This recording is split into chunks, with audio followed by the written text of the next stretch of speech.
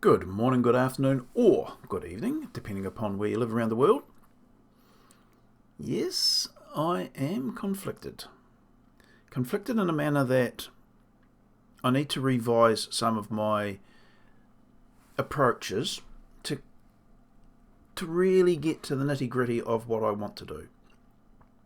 Now, I've said that before, and I'll no doubt say it again, but I'm spoiled with choices, some of which have superior options to them, be it either in the structure itself of the hub, if I use a hub, or if I don't use a hub, it has specific advantages and downsides. So no one approach is the panacea to my indecision. As part of that, I kept on thinking about making things as simple as possible. Simple that was. And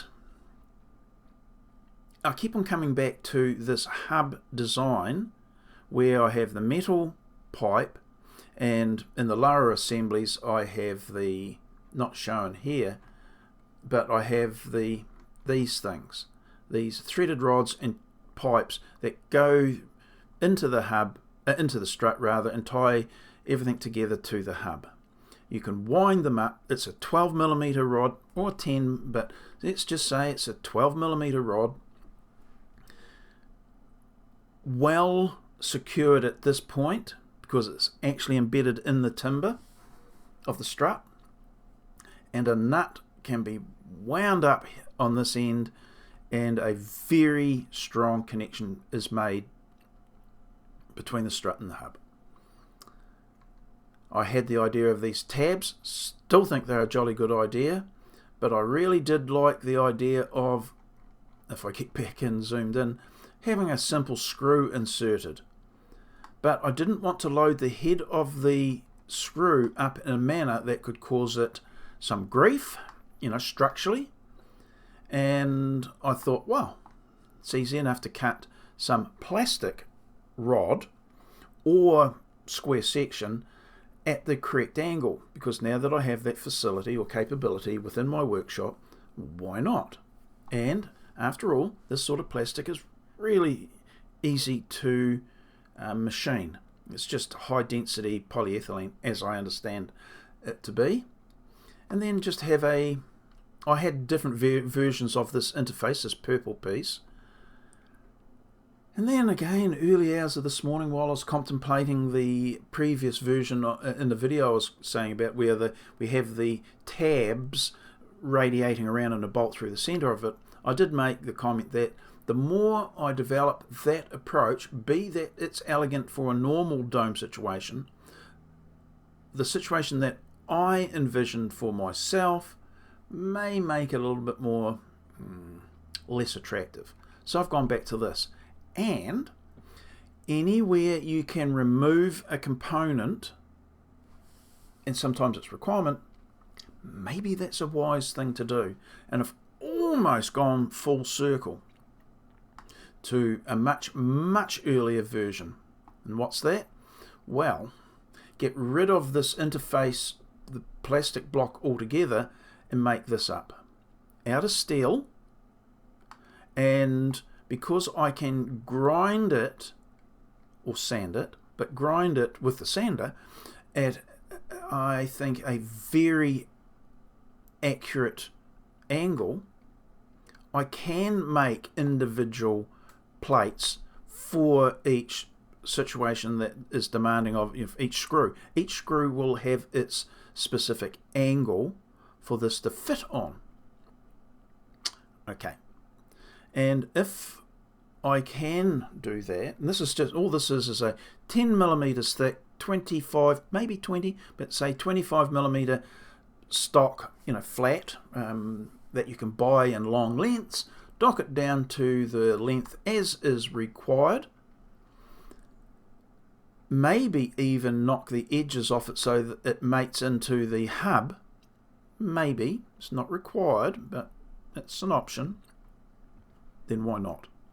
This makes it less cluttered in the assembly, much less clutter than this. The components are, that component is gone, the black interface plastic piece, and that washer is gone. I'm still showing a washer, unnecessary in most situations, but I'm having that washer in there for a specific reason, and it is this. I have noted that the particular washer I can use, let's just explode a few things. The specific washer that I have in my garage, in my workshop, has the hole diameter slightly smaller than the gauge of that transition of the threaded rod, and which means all the pressure goes on this thick part of the, not the threaded rod, but the screw, the Spax branded screw, and can make a tiny like ball joint. It doesn't allow the washer and the washer head of the screw to completely mate up. So this has got a little ball joint type action, meaning that any slight imperfections in my grinding process can be made up with this washer. Interesting. This washer head screw doesn't get its claim to fame by the strength out here. It does for timber, but so long as I'm mating up to the chunky bit of the screw, I'm probably utilizing the strength of the screw itself in the manner that is necessary. Don't worry if you didn't follow all that, but this is, as I was saying, compensating for any slight differences I may have when I grind this to the angle. Don't think it'd be much of a problem. I've already done the reason I say that, I've already done a little bit of an exploratory, and I'm thinking, oh, I think I know how I can do that now. Yay! So this is a much, much more elegant, simple design, and, here's the biggie, looks good in place. It is consistent on all of the joint areas. Now, if I just zoom out, so this area here and here have a higher demand. So in the previous version where I was just using the flat tabs, individual tabs bolted together, I was considering using a different approach here, here and here than here. But the beauty of this is it will look the same regardless. These are chunky screws. This version is approximately 140 millimeters long. It has got a lot of mechanical attachment because of the the thread design. I could go lighter. This is a 140 by 10. It's 10 millimeters across the screw threads. But I could go lighter or longer. The deeper the thread is into the end grain, semi-end grain or end grain of the timber, the better.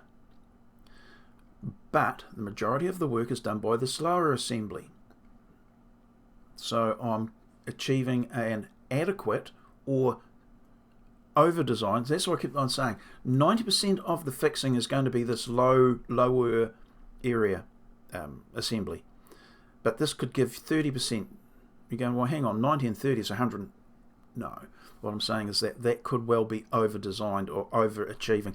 That is hard to quantify. An engineer even would probably have a little bit of a challenge with it because it's a threaded insert into end grain timber, not cross grain, end grain.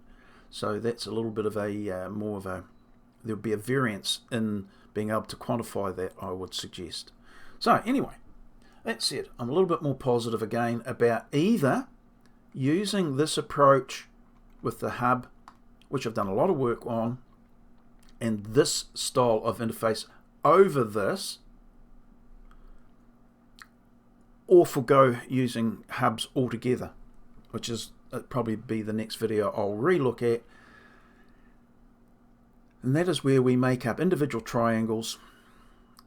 They are relatively easy to build the way I'm contemplating, but then I have to create the dihedral angles between them, which is a little bit more demanding because I have to create a specific angled fillet to go between the adjacent triangles to create that dihedral angle.